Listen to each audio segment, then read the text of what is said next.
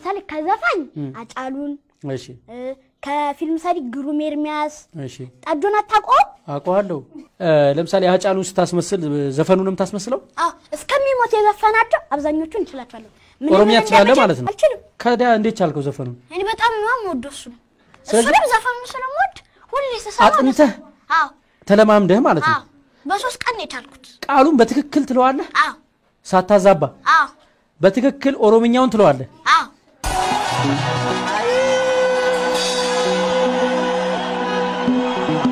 jirtu masangama la fambatu talba faca fatati nuti dune tokkonta'u wal gaggala fatati emule abora borri lolamale mal goti korri jirtu ijolle borana jirtu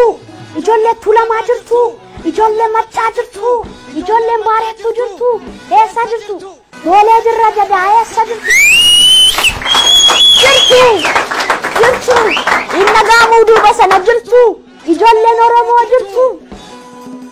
gerar nanjetu gerar nanjetu meke kalelure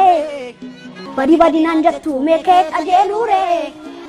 ani malan gerara thalo yade yelala irri kadarin kusne hitaqin tojra irri kadarin kusne hitakar challe ambojra yalle hammadan denu kana talamal bonus sinas kabare gutta akawajin bubullu yalle hammadan denu kana talamal bonus sinas gabare gutta akawajin bubullu sunwanu majru senafai sada pakkade tayani shitti tabsa masangama la fambatu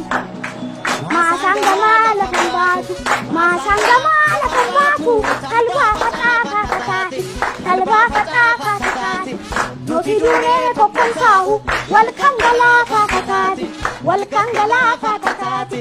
emule abora bori galamale malo bori kabi masangama la fambatu talba fatati noti dune tokkonsahu wal kangala fatati emule agarbatisa dango fi maltu gatisa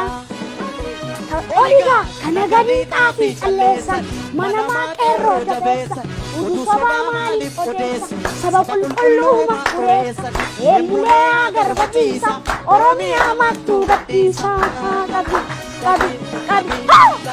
sanga opajna kushani tifaka kushanna mambi tabarini ya alama kawe antona labanini ya mareo de jabanga fadi ambo kesalola